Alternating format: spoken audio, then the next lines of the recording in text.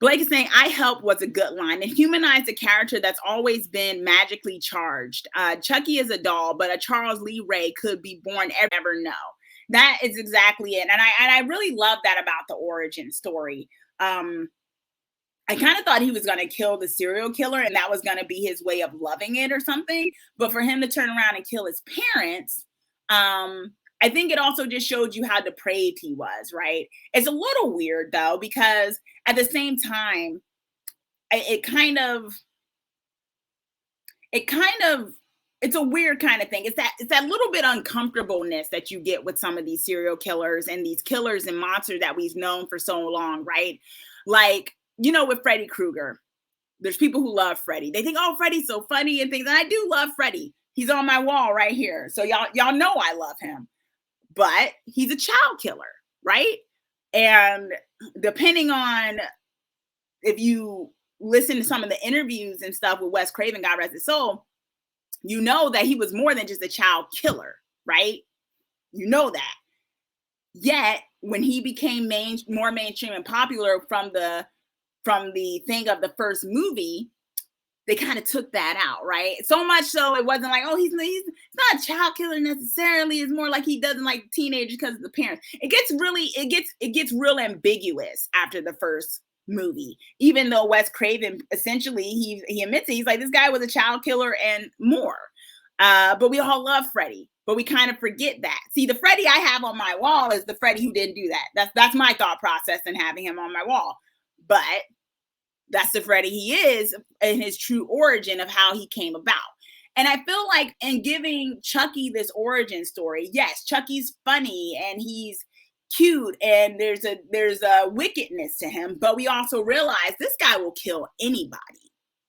Anybody. He's okay with killing the kids. And he was so much so he was okay with killing his parents, his mama. And by the looks of it, it wasn't like his mother was abusive and his father seemed to love him. They gave him a birthday party and everything, and he killed them.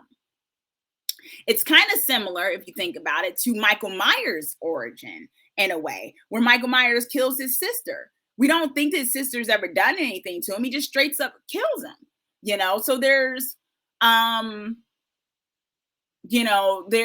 there's that interesting kind of, these are the killers and the monsters we love and we put them on our walls and stuff, but there's a certain line of really kind of understanding who they are. And I'm okay with putting monsters and stuff on my wall because, hey, they're monsters. It's straight up. But, it goes even further in some places where some people glorify real life serial killers, right? You got people who friggin' love Jeffrey Dahmer for some reason and things. And it's like, what? So I love that they did this because it makes this guy's messed up.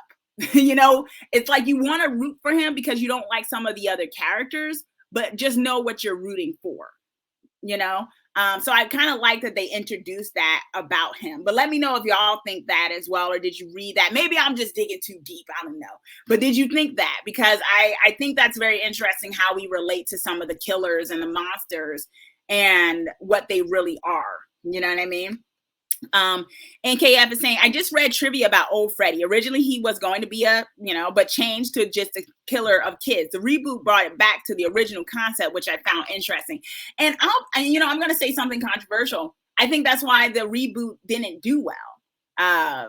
One, I think all of us were attached to Robert Englund as Freddy, but I think, in my opinion, I'll be honest with you, when I watched the reboot of Freddy, Nightmare on Elm Street, I thought there was too much of an emphasis on him being a creep with the kids. And I was like, no, you can't do that. Like, you can't do that with Freddy. We got rid of that aspect of his origin. If you want us to love this, you can't make him that way. And that was, to me, one of the mistakes of that reboot, was that they really emphasized that and was like, no, there was a reason why it was dropped from the original first one, because they knew it wasn't going to sell. And I think it was the same thing. You got to make your monsters deplorable, but not extremely deplorable. It actually reminds me another trivia, because I love the trivia of horror. There's that debate. I forget which Friday the 13th. I think it might be the second one or the third one. There's a debate on one of the main girls where she has a confrontation with Jason in the woods and she passes out and like she doesn't know what happened, but it looks like Jason ran off. And originally, there was a thought process that she was going to have been A word or R word, if you know what I'm talking about.